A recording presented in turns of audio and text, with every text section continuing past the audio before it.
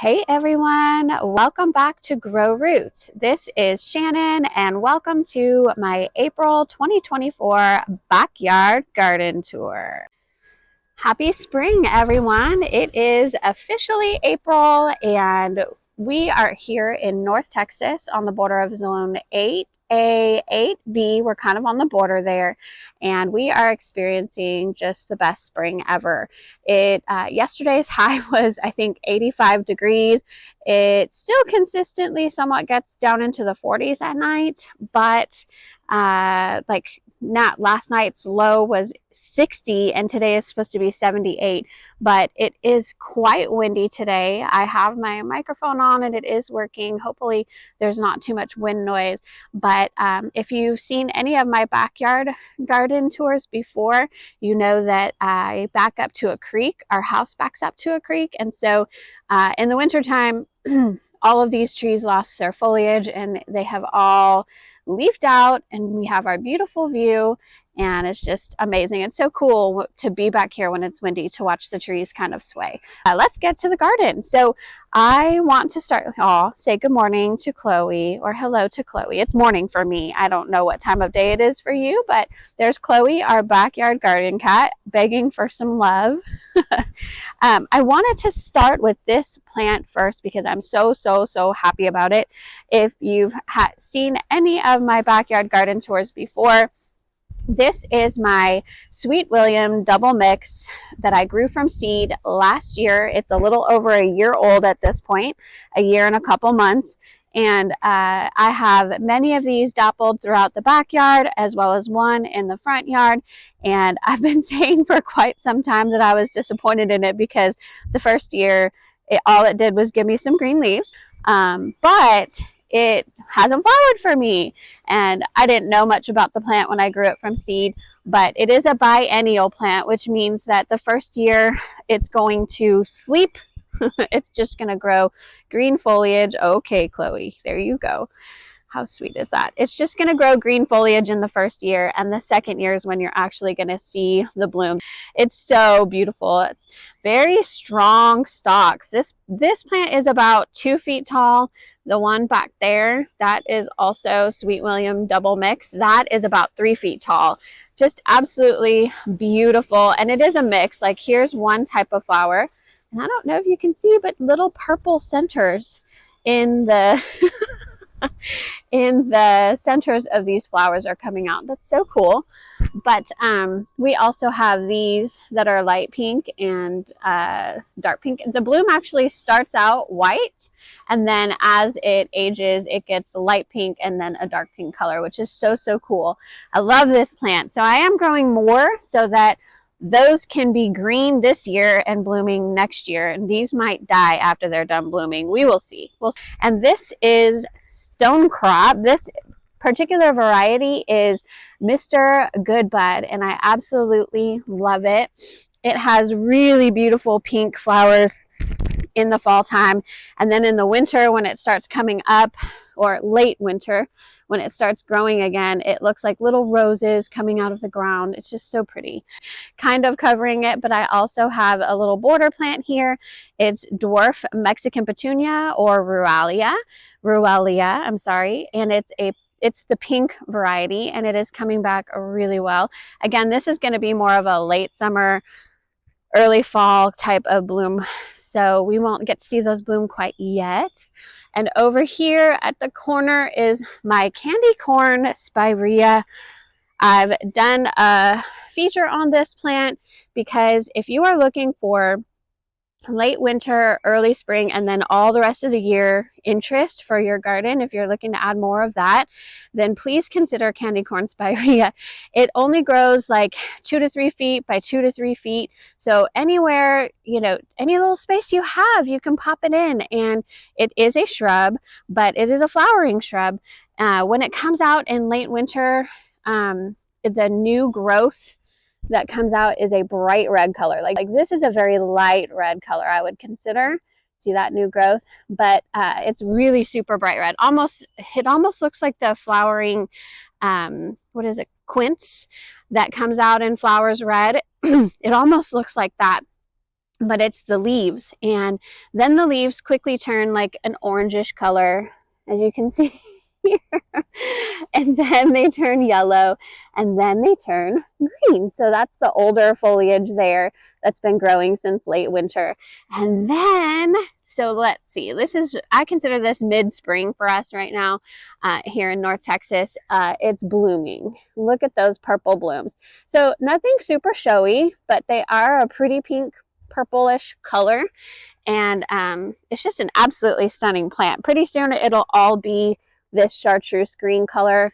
I'm not exactly sure how much longer it will keep blooming. I think it's until summer, and then it'll turn really beautiful colors for the fall before it loses its leaves as well. So really, really beautiful plant. Let's see, over here I have 2 ground covers growing. Last year I really tried to increase my ground cover, and I still have a ways to go, but one of the ground covers that might be my favorite, we'll see how it does this year, is Plumbago Ceratostigma. So this is not your normal like annual plumbago that you pick up in the stores. This is hardy plumbago. It is, goodness, I think it's hardy in zones either 7 or 8 through 10. So cold hardy in those zones. And all throughout the summertime, it bloomed these beautiful purple blooms for me. And actually, they're a true blue color. They're not purple. And it was very tolerant of the extreme heat we had last summer. It just kept going like a champ, and I was so impressed with it. So beautiful bluish purple flowers, and it's a really nice spreading ground cover. It's already spread quite a bit, and I purchased another one, and it is kind of spreading all over the place over there as well. I really enjoy that. I have a little lime hydrangea right there, and we're going to see how it does. This is a full sun location, and my limelight hydrangea, Chloe is biting me to try to pet her. I'm petting her like underneath the camera right now. Okay. You silly cat.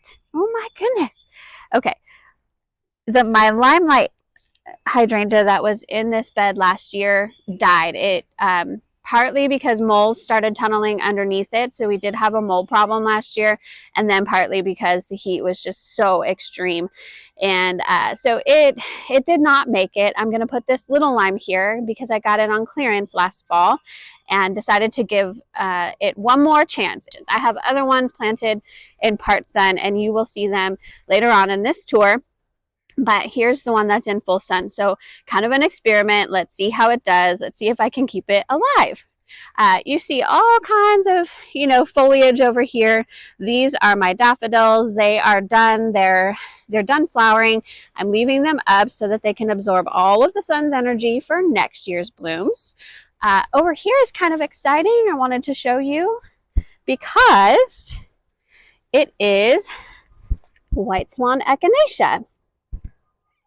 My white swan echinacea, I was concerned about this guy because all of my echinacea started popping up about, I don't know how long ago, but it was one of the first to pop up in the rest of the garden. But this is my only white swan echinacea, and it was very slow to emerge this year. But I found it. This is really just about a week's 2 weeks worth of growth. About 2 weeks ago is when I saw it. I actually was going to plant something in this location and started digging this up, and then realized it is alive, and it has grown really, really well in the last 2 weeks. So very happy to see that plant there. And then what you see here is a coreopsis doing amazing. This plant was actually evergreen for me during the winter, so that's really fun. So here is a container with my pansies. These actually were in my front garden as the garden border in the wintertime, and they did amazing in the wintertime all winter long. And so instead of tossing them when I planted my front border with supertunias and verbena, I decided to just pop them in these empty containers, which also have tulips that are spent as well. The tulips that were in here were absolutely gorgeous. I'll try to pop a picture of them on the screen for you so that you can see. And I'm just kind of letting the tulip foliage die off. I'm going to try and save the tulip bulbs and plant them next year. We'll see. But okay, back into the garden. This is my other Sweet William doing beautiful. Just look at that. What a beautiful show for springtime after the tulips have been spent, after the daffodils have spent, and now I have my Sweet William that is beautifully blooming back here. I just love it. Let's see. This is another beauty. This is my peony, or one of my peonies. This one is a dark pink peony. The name escapes me, so I'll put it on the screen. And I thought this one had fried and died last year. This is, like I said, a full sun location.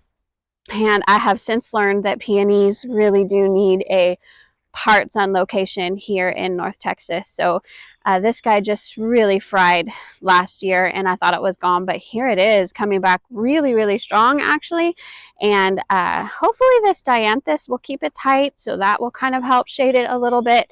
I need something else right there back here to kind of tower over it to give it some protection from the sun, or I may just find some type of shade cloth and put some shade cloth over this plant in particular to help it throughout the summer, because I would like to keep it and I would love to see it bloom. It just needs more shade. Right now it's fine with these temperatures, but when it gets extremely hot, absolutely needs the shade. I did have a summer carnival hibiscus back there, and that was the plan, was the summer carnival hibiscus was going to be the height that I needed to kind of go over the peony and provide it some shade, but it did not come back. And I was on the fence with it. It really struggled when I planted it in October of last year. It lost its leaves, and I thought maybe it was going into dormancy earlier because of the transplant shock, but no, it died. I'm so sad about it because the summer carnival hibiscus was beautiful. It was my birthday present to myself, and it died. So frustrating. This is one of my Echinacea. I kind of passed over the other one, Echinacea purpurea right here, and then I have Echinacea purpurea right here. I wanted to point out that I have some seedlings that are growing along this fence, as well as the native vines that are trying to take over. I think this one is the native morning glory, and it's a pink morning glory, so I'm totally welcoming that one. But I do have a little seedling over there, and it is blue pickety morning glory, and I have another little seedling right about there, and it is black-eyed Susan vine. So I'm trying to grow vines all along my back fence, and this is going to be the year of the vine, hopefully. So stay tuned for that. They're having a hard time because the ones that are, oh, and this is purple hyacinth bean right here, this little seedling. Let me show you real quick. Here he is, purple hyacinth bean, and this one, yeah, it's doing pretty well. There you go, you can see something is eating all of my seedlings in the backyard garden, and I think it's the roly-polies or pill bugs.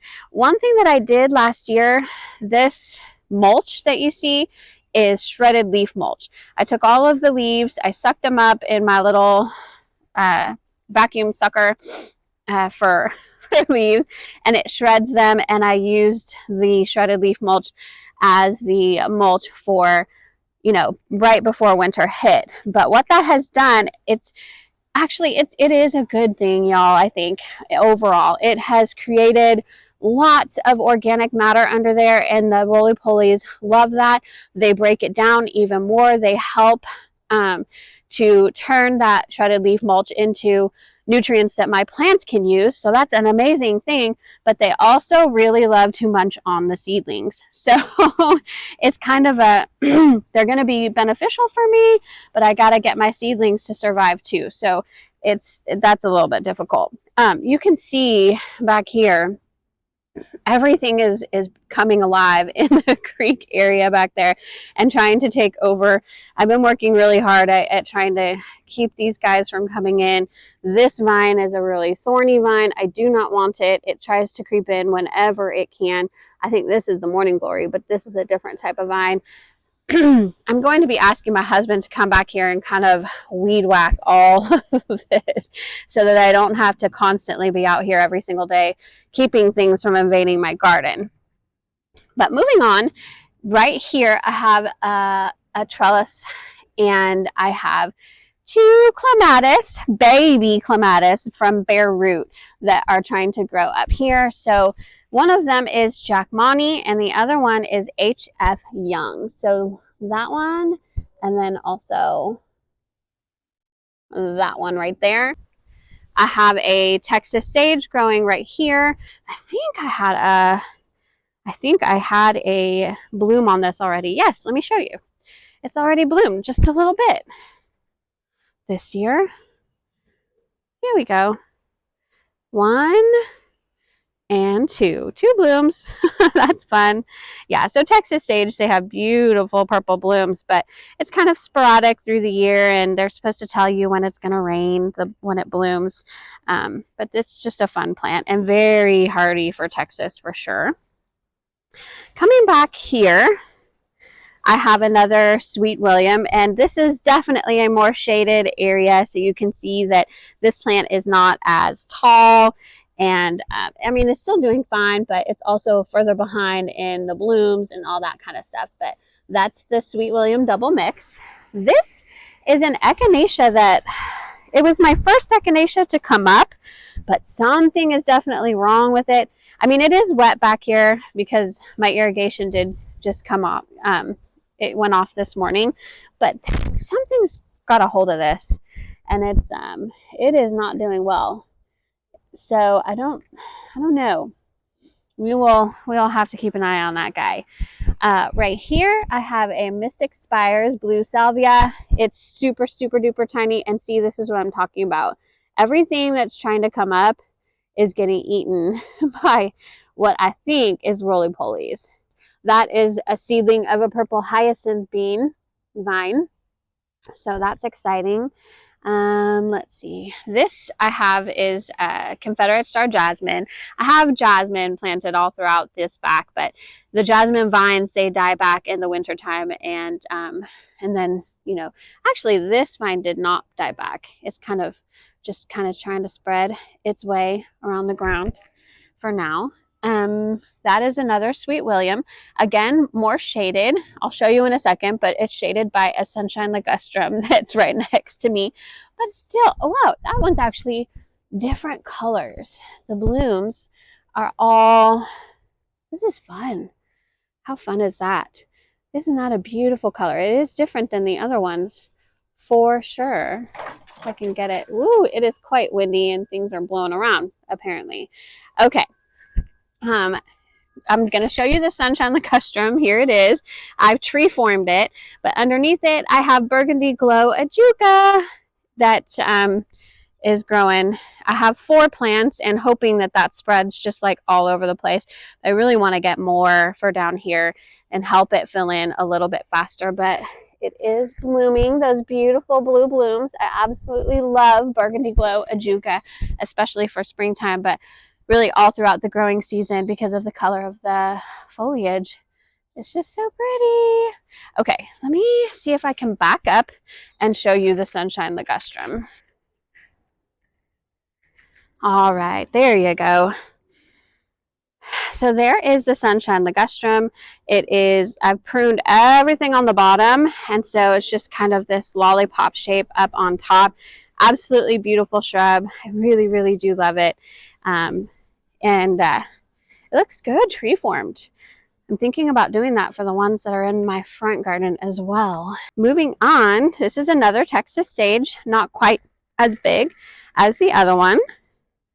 This grass that you see here is a pink muley grass, so that's coming back pretty well. Coming over here, this was a surprise to me. I didn't think it was gonna come back, and I forgot that I had it, to be honest. This is actually swamp milkweed, and I grew this from seed at least 3 or 4 years ago and planted it here, and it like died so quickly last year that I thought that it was gone for good. But no, it's coming back. It's coming back strong, and it's getting ready to flower. This gets attacked by aphids every single year, and this year maybe I'll get some ladybugs and put that on there if it has an issue, and we'll see if we can keep it growing longer. I have here is one of my limelight hydrangeas that is in a part shade location, or part sun, part shade. It's kind of getting a little bit of shade from the late afternoon sun from this sunshine ligustrum, but it will get lots of morning sun, and then mid-afternoon sun, and then late afternoon it'll be in the shade, which I think will be absolutely perfect. This is actually a cutting from last year from my big limelight that did not make it, and I grew the cutting in part sun, and it grew tons of roots, y'all. Oh my goodness, lots of roots, and I transplanted it here. And so that's why you kind of see it coming up in multiple locations. Actually, ooh, I didn't know this, but here is the actual plant right here, or part of it that's coming up. This right here, and this right here. This right here and this right here, I think, is growing because it has spread its root right here and then shot up some little shoots from the roots. Those are the ones that, if you would like to, you could dig down there, you could separate the root right here. As long as this stem itself is rooted, you can pull it up and create an all new plant. Same thing with that one. So I may investigate that further and see what I can do. We'll see. If it's rooted, then yes, it will create its own new little plant pretty easily. But if it's not, if this shoot isn't rooted, it's connected to a branch down there, then it would struggle if you tried to separate it. Here, I believe these are orange cosmos seedlings from orange cosmos that I grew last year. These I discovered, I'm picking it up because I have Virginia creeper seedlings everywhere. This is the first year that I've seen Virginia creeper seedlings everywhere. Other years, Virginia creeper has tried to come into my garden just from spreading from the creek. But this year, I'm seeing the seeds are popping up everywhere. Here I have some canna lilies. They are yellow with red centers, really beautiful. That's kind of a tall wall, so they help grow up there, and they frame a trellis, or it's actually a water feature arch thing that's there. The water feature is not currently working, but it's still beautiful, so I'm keeping it. This is an Echinacea purpurea, and these guys have blooms starting on them already. There you go. Yay. It's like mid-spring, and it's already giving me some blooms that are about to go. This one is the same, Echinacea purpurea, and we've got blooms starting as well, so super exciting. Over here is purple hyacinth bean seedling, and another purple hyacinth bean seedling right there. My plan is to get these guys to grow all the way up and onto this trellis for me. And it's an annual, so it's not going to take over, because that's kind of, I don't want to plant a perennial vine here and then eventually we'll fix the water feature and we have to we have to tear out the perennial vine. I don't want to do that. I want an annual vine that will grow super, super fast, super, super tall, and that will kind of surround and cover this beautiful square archway that we have. So that's the plan. And I think purple hyacinth bean is going to do that. This one is going really, really well. Again, you can see they've kind of been eaten, but they're not destroyed. Do you know what I mean? Like, they're doing okay. And then the other one, let's see what it looks like. Yeah, it's doing pretty good too. So hopefully that vision will come true. I have more canna lilies right there to frame that. And then I'm just going to turn around really quick. Okay, so this guy, woohoo, so excited about it. This is coral honeysuckle vine. Again, year of the vines. I picked this up last fall, and it was on clearance, so it was late fall that I planted this. And I think that's why my blooms are a little bit my blooms are later than other people that have had established coral honeysuckle. But look at this. It's growing vigorously, and I've got blooms popping up everywhere. You can see those back there, those back there. And so I put it back here because I wanted it to start to cover this fence right here. And it's growing up like this. And let's see, this is a branch. Oh, see, there's that thorny vine that is trying to creep in. I'm going to have to see, it comes from over there. So I'm just going to clip it from over there, get rid of that. You just got to stay on top of things back here, man. But I do have it going on to this fence, and I hope that it continues. But yeah, it's also, I may have to create some type of something for it to climb on over on this side as well. So I'm on the lookout for that. Right here is, yay! Oh, she's so pretty. This is the Midnight Marvel hibiscus, and I think it's starting to create some blooms already.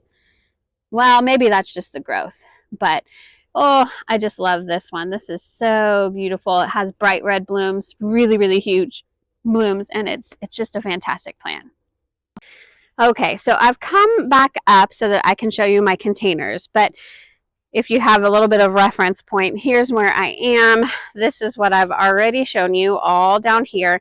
I'm about to show you my containers, but before I do that, I want to show you this part of my yard because I'm so thrilled with this. Now, ignore all of my terracotta pot storage. I'm trying to find more storage answers, but for now, I'm storing my terracotta pots over there. But anyway, these are hostas that I picked up for $1. $1 on clearance at Callaway's last fall. And they were done. They were fried. Hostas, if they get any kind of sun in Texas in this heat, and even the heat, even if they're not in the sun, they may fry. And that's kind of my experiment, but look at them. What? This is why they're in containers as well. I'm experimenting with the hosta. The heat in North Texas might overtake them, but these do not get any kind of sun whatsoever. This is shade. This is why nothing grows here. I have kind of leaf mulch down here, but other than that, if these hostas make it and do well in this full shade location, then I may take them out of those pots and plant them and create a whole like hosta garden right here. But for now, they're in pots so that, you know, I'm not going to waste my time and energy creating a new garden bed when they're not going to make it anyway. So this one, wow, look at that. Oh my goodness, it's just so gorgeous. But this is Proven Winners Shadowland Diamond Lake. And truly, too, I was looking at this the other day. I could separate this probably into 3 or 4 plants if I wanted to. That's how like large these were when I bought them, y'all. It was completely fried. And now here's the new growth. I knew it would do this. The new growth is just absolutely beautiful and big. And this plant, Shadowland Diamond Lake, gets how big? 45 inches spacing and 17 inches in height. Okay, well, it's already 17 inches in height for sure, but it's not 45 inches wide. But that's okay. But yeah, just a beautiful, beautiful bluish color. And then this one is Shadowland Woo La La. It's going to get 4 feet tall by 6 feet wide if I don't separate it, because again, this one could be separated into maybe 4 plants as well. You can see underneath the roof line, they're getting kind of dirty. Just the way that it is. I guess I could go and clean these leaves and make them look a little bit cleaner, but I mean, who wants to go and clean their outdoor plants? I don't know, but I still think they're absolutely beautiful. This one is not as far along, but still absolutely beautiful. Those chartreuse edges on the leaves. Wow. This is not by Proven Winners. This is actually by Blue Label. And I will note, okay, Allobroic Hosta. I will note the blue label hostas were much later to come back than the proven winners hostas. And so anyway, this one will get tall, 36 to 40 inches wide, hardy in zones 3 through 8. So yeah, and then this one is a blue label, and this one is, what is it? That's right, Elegans Hosta. And you can see some overhead, like it's getting rain on it or drips from the roof. And that's kind of, you know, making the foliage not look absolutely amazing. But look at the size. Look at, this is my hand, and the size of this leaf. Whoa, so beautiful. I'm really loving this Hosta garden and how it's turning out. I hope that it lasts throughout this year. Okay, so I don't have much going on in containers right now, but I will show you what I do have. This is a strawberry planter that I've turned into an herb garden. So I have strawberries at the top that I got at Aldi. This particular variety is Eversweet. This is apple mint. It smells absolutely beautiful. Down below this is, the tag is, okay. This one is fennel. This one is fennel, and this one is dill. Down here, and here comes Chloe again. This is peppermint. And yeah, I've got to be careful. These kind of shoots are already coming out, and it's not too far away from the garden, so I have to make sure I'm cutting those. This is the apple mint one too, to make sure the mint does not go into the garden. It will be ever in the garden if it actually roots itself down there. So this I think is dill again. This is lemon thyme, variegated. It's so pretty. This is oregano, which is taking off. And then down here I have more peppermint. These are peppermint cuttings that are rooting. And this is apple mint cuttings that are rooting right there. So yeah, just all of my little herbs in this container. We'll see how they do, but so far I really love it. This is one of my favorite plants right here, the desert rose, and I overwintered this in my home, and now it's back out because temperatures are consistently, you know, okay. It doesn't like temps that go down into the 40s. I have covered it once or twice because temperatures have dipped down into the 30s, but you can see it's tolerating it. It's just the growth is a little bit stunted because our nights are still pretty cool. But yeah, I don't have room for this guy in my home, so out it goes. But I will forever be overwintering because I love this plant so much. It was trying to give me flowers, but I think the cold nights snapped those off. Where was it that it was trying to give me flowers? I think it was right here. These were blooms that were coming up, but it's just too cold. But it's trying to give me a bloom there and there. If we can just keep our nights in, you know, good, in favorable temperatures for it, then it will start blooming for me pretty quickly. Look at this. The root ball of the desert rose is called a Cottage. And this was a cutting, y'all, and it was a mistake to even pick it up. It was labeled as a Diplodina in Lowe's, and I picked it up, and you know, within a couple months I realized this is not Diplodina. This is, and I looked it up, it was desert rose. I'd never heard of it before. And then desert rose has a community of people that just love this plant, kind of like plumeria lovers. There are desert rose lovers, and I am one of them. But they say that with the cuttings, you're not really going to get this really beautiful, massive Cottage that the desert rose is famous for. But I repotted this. This plant is 3 years old, and I repotted it at the end of last fall when I took this plant in for the season because the temperatures were too cold. I repotted it, and look at it. This is a massive Cottage. This is a beautiful Cottage. And this is from a cutting. This was the cutting, and it's growing bigger and bigger every year. And now look at this. Look at this bulbous Cottage. Yay! So you can grow a desert rose with a beautiful Cottage from a cutting. But yeah, I absolutely love it. Just wait until this thing is in full bloom. It's stunning. Okay, so I have a strawberry planter there. Those are all just various types of strawberries. Eversweet, All-Star.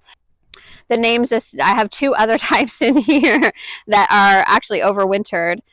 This is a blue agave growing there. This is a rosemary topiary that's kind of getting crooked. I need to come and fix that. Look, can you see? I don't know. I guess it's the wind. It was perfectly straight when it was in this planter, and then it's crooked now. This one is empty, getting ready for some seedlings. I'm really late on the game and kind of unmotivated for my seedlings this year. And I think it's because I grew some indoors and most of them failed. And so I'm just like over it. But I need to get some zinnias, cosmos. I need to get those seeds in the ground because they failed as my indoor seedlings.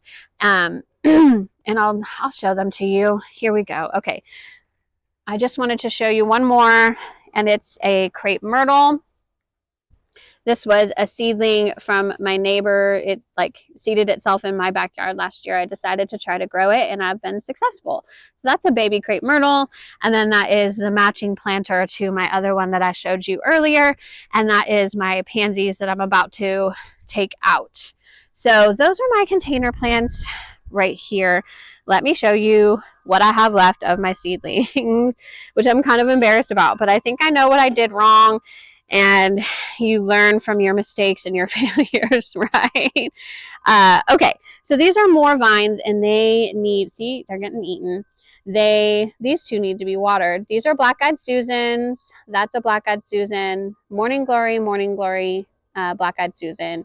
And then purple hyacinth bean. Those are actually doing pretty good. This one died, though. I have two zinnias that I need to get in the ground.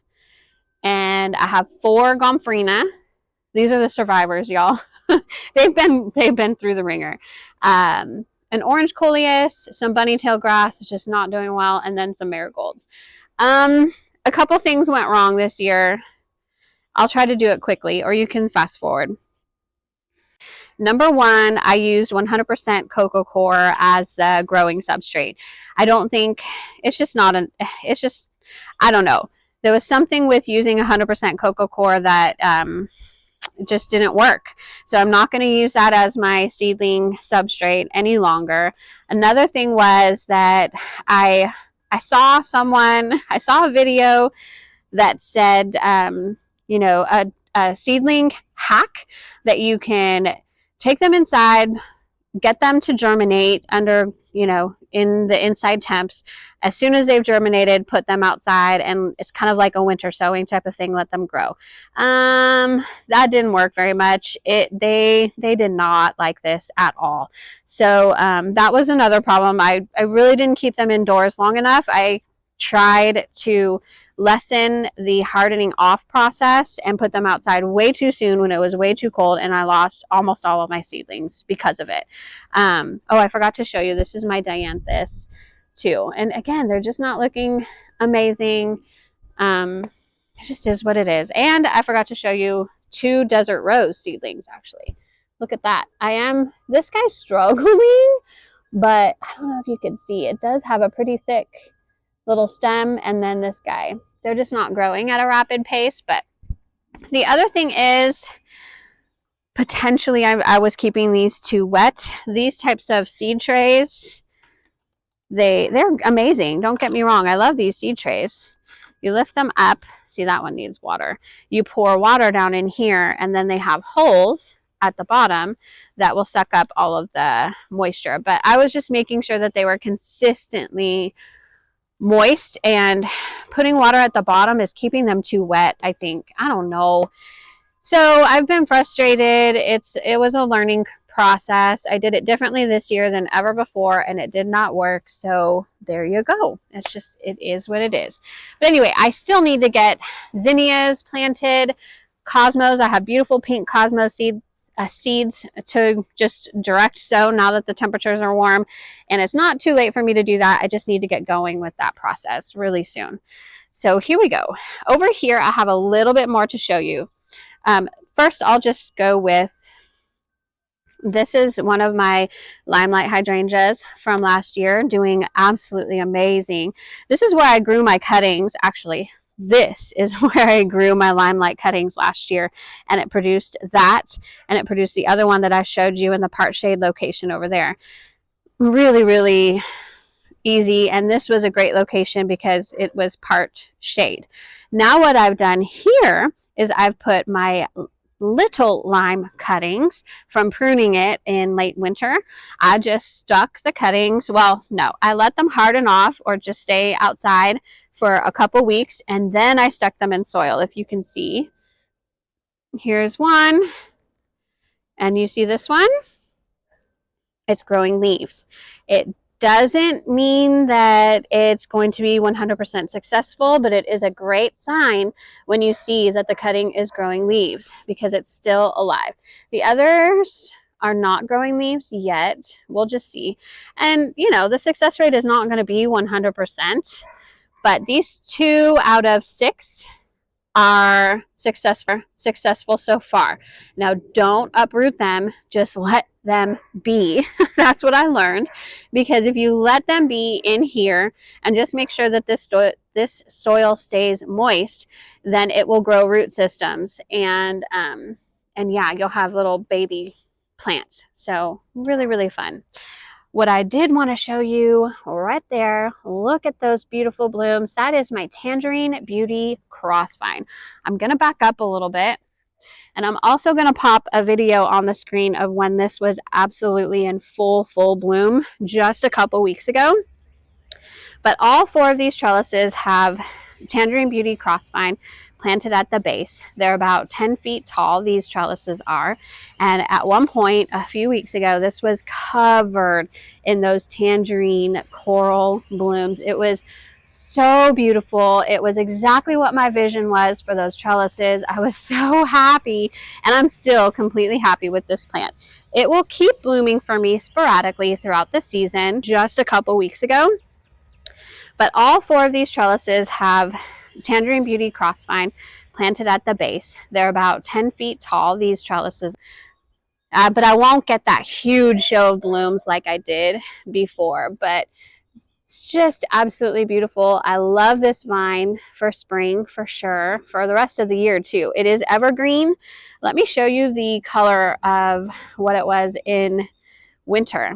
In winter, it was this deep green color, but it actually also took on this like purplish hue and little purple spots in the leaves too. Don't worry, that's what it does, but it is still, you know, color for you in the winter time. And then as the spring comes on, it'll start putting on all of these buds, and the buds themselves are like beautiful pink color. I don't know if I can see any active buds right now to show you, but and then when the flowers come out, it's just this beautiful coral color with the yellow center. The honeybees love this vine. As a matter of fact, I'm trying to go through when I'm out here and pick off all of these little dead things. You don't have to, but it's just, I think it looks better that way. So I try to pick them off when I can, but the bees are so prominent in the afternoon when it is sunny that they are kind of fighting me for control over this plant. I don't think they're going to sting me, but they're all over the place. They're everywhere on this plant in the afternoon. So just absolutely beautiful. And then the new foliage looks like this. The new growth is this like chartreuse green colors. I just think this plant is so awesome. It grows so fast. It's super hardy. It's drought tolerant. It's heat tolerant. It's beautiful in the spring. I mean, it's evergreen. It's everything that I want in a vine. Really, it is. So there you go. Tangerine Beauty Crossvine. So here I have another container, and it has my foxtail ferns that I overwintered from last year. I haven't exactly planted them there, which I'm about to, but I put them there because I was trying it out, and I do think they'll do really, really well there. I also put my Monstera. I have 2 Monstera that are getting crazy in my home, so I thought, well, I'm going to try them there. They get a little bit of direct morning sun, so I don't know, that might fry them, but we'll see. I do like them kind of out there because I have space for them there. But also in this container is also Confederate Star Jasmine. And part of this vine did not die. So what I've got going on over here are just a few jasmine blooms that are starting from the vine that did not die. So I have a few, and then they're kind of just wrapping themselves up this pole, and I love that. So yes. And over here is my shade side garden. Let me show you. The first thing I'm going to show you is probably the first thing that you see, and it's my Amarillis is blooming. I'm so excited about this. Okay, so this is Rapido Amaryllis. I purchased bulbs from Color Blends, not last year, but the year before. And they were blooming for Christmas time. I gave them as gifts to my neighbor Aida and also to my mother-in-law, my sister-in-law. My mother-in-law and sister-in-law kept their bulbs inside, and they were blooming during Christmas because they did what you needed to do to get them to rebloom. But what I did and what my neighbor Aida did is we planted them after they were done flowering. I put them in this somewhat sheltered location. They are zones 8B through 10 or 11. And so I knew it was marginal here. We actually got zone 7 temperatures. We got down to 10 degrees, 8 degrees, something like that, and it survived. I want you to know that this will survive if it's in kind of a sheltered location. And now it's blooming for me for the first time ever. And it's just absolutely stunning.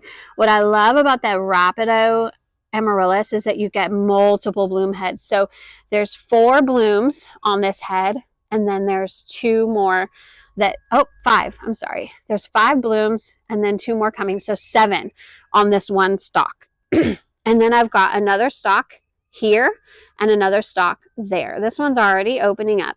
So I'm going to get 3 of these amazing stalks, 3 times 7, 21 blooms from this one bulb, and it's just absolutely beautiful. Look at that. Oh, I love it so much. But let's look at the other plants too. So right underneath me, I have a carex that is a beautiful variegated foliage. The specific name of the carex I'll put on the screen, because this is another one that hits something Everest. Carex. So really love it. Right here is another peony that I have, and it's, again, I'll put the name of this on the screen, but it is a light pink color. This is a part shade location, so this one did a lot better. It's still somewhat fried, but I was able to keep the foliage for most of the year, and I knew that this one hadn't died, but yeah, it's come back really, really well as well. And it's much, much happier in a part shade location for sure. This is a new plant to this garden, and it is Greg's mistflower.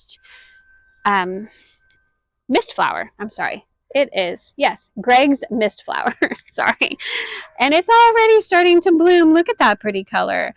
This plant was absolute. I went to Shades of Green in Salina in the fall, and they had this planted in the landscape. And it looked like monarch butterflies were covering the plant. They were covering the plant so much that you could barely see the plant. It was all butterflies. It was a mound of butterflies. And I learned that it was Greg's mistflower, and I also learned that it actually wasn't monarch butterflies. They were queen butterflies, which look very much like monarch butterflies, just to, you know, they're different species. And so fascinating. The reason that the butterflies were all over this in late fall was because the butterflies that were there were male. The males use the nectar from the flowers to create a pheromone to attract the females for mating. Not only that, but when they do mate with the females, the compound that is created from the pheromone is transferred to the female, to her egg, and that pheromone, you know, with the egg actually protects it from predators. What an amazing story of nature and what God has created. It's just our ecosystem matches together so unbelievably well. It points to a creator that is just an absolute genius for creating such a wonderful creation. Don't you think? It's just unbelievable to me how things like that work. And I love that story. So the queen butterflies, they love this plant, and I didn't expect it to start blooming so soon, but I've got lots of bloom heads starting on it as well. So beautiful, beautiful plant. I have skullcap here, and it hasn't done much. I planted it late last fall, so we'll see what it does, but so far that's it. I have this purple wandering Jew popping up all over the place. These were just cuttings from my mother-in-law's garden from just last year, so they're coming up nice. I did want to point out these particular seedlings are a vine, and I looked it up one time, and it showed that it was some type of passion vine. And I have noticed that the Gulf fritillary butterflies, this is a breeding plant for them. They lay their eggs on this vine, and then, you know, the caterpillars hatch and eat this vine. And this side yard, before I planted it up, this is only its third season. Before I created this garden in the side yard, it was full of this vine and full of those caterpillars and butterflies. My whole yard was filled with Gulf fritillary butterflies. Last year, I really was diligent on taking this vine out, and I noticed the Gulf fritillary butterflies kept coming back here and looking for the vine to lay their eggs on, and it was slim pickings because I had kind of decimated the vine. And I thought, wow, I mean, I don't want the vine, because I'm growing this garden back here, I don't want the vine to take over, but at the same time, I still want the Gulf fritillary butterflies to have something to lay their eggs on and something for the caterpillars to eat and for them to breed. So what I've decided this year is I am going to let some of this vine go through. Like, I will probably pull those two. I don't want them to overtake my boxwood and my peony. I will probably let this one go. And then all of them, I do have a lot of them that are growing right here. I'm going to let that vine mix in with the tangerine beauty cross vine. Why not? And here's Chloe. Hi, sweetie. Why not? Because that's going to be an amazing thing for the Gulf fritillary butterflies. If they still come back this year, maybe they got mad at me and they won't come back here anymore because they weren't very successful last year. Who knows? But I am going to let some of it get going so that the caterpillars have something, and they can breed and continue their cycle back here. So moving on, I have a daylily there. I have another amaryllis back there that was a baby from that one. I have a rose mallow. It was just labeled rose mallow. It's a gift from my neighbor Aida. And yeah, I will pop the name of it on the screen. It's white with a pink center. It's beautiful. I have some variegated Vinca major here. It's a ground cover, but it sure is growing tall here in this location. And then I have my hedge of endless summer hydrangeas. And one of the things on my to-do list this weekend, I've already fertilized them with rose tone, but they're still looking a little bit chlorotic, meaning they're getting chlorosis. They're not taking up enough iron from the soil. And so I need to go in and put some soil acidifier down, and I need to add some iron to the soil, and that will hopefully help with the chlorosis. But this is kind of an ever-growing problem back here. This is fairly new garden bed. And so I kind of expect the nutrient balance to kind of be off back here, but they're champs and they're surviving and doing fine. So, but I do need to go in and add soil acidifier, as well as after that an iron, chelated iron supplement. But I am getting blooms. Ooh, I'm getting a lot of blooms back here. So 1, 2, 3, 4, 5, 6, 7, 8, 9, 10. Okay, so I've got like 11 blooms on this guy. I found a couple of blooms starting on that guy, some buds. This guy struggles the most, it looks like, coming back. They all are struggling with chlorosis for sure. When you see the dark green, like veining like that, and then the leaf turning yellow, you know there's a nutrient deficiency, and with hydrangeas it's usually chlorosis. But I still have buds, so very good. I've got, let's see, maybe 5 buds on that guy. How's this guy doing? Nah, I don't see any buds on this guy. And yeah, no, well, yeah, there's a couple of buds on this guy, so that's fun. And this is a brand new garden bed for me. I just started this last fall and just planted it. No, I'm sorry. Okay, I started this last spring, the no dig garden method, so that I didn't have to go and till all of this. And I mean, I laid down cardboard and layers of compost and mulch and many inches of compost and mulch and let it go. And then I planted it in the fall. So this is a brand new garden bed, and I've got daylilies there, and I've got a pink Turk's cap here, which I was like, I think it might be dead. Well, it is trying to come back. Right down there is some green. It's just very, very slow to come back. Many other Turk's cap in the neighborhood are like well on their way with green foliage already, but mine, maybe it's struggling. Maybe it's because it was planted late last fall, maybe many things, but it is alive. So hopefully it'll come back and show us how beautiful it can be, because it's so beautiful. And then over here, I have a dwarf Alice in Wonderland oak leaf hydrangea.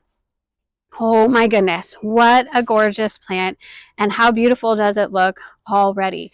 It didn't even completely defoliate during winter time, but I mean, just absolutely stunning. It keeps growing and growing. I don't see any blooms yet. I don't think it blooms until early summer or late spring, early summer, but I don't see any buds quite yet.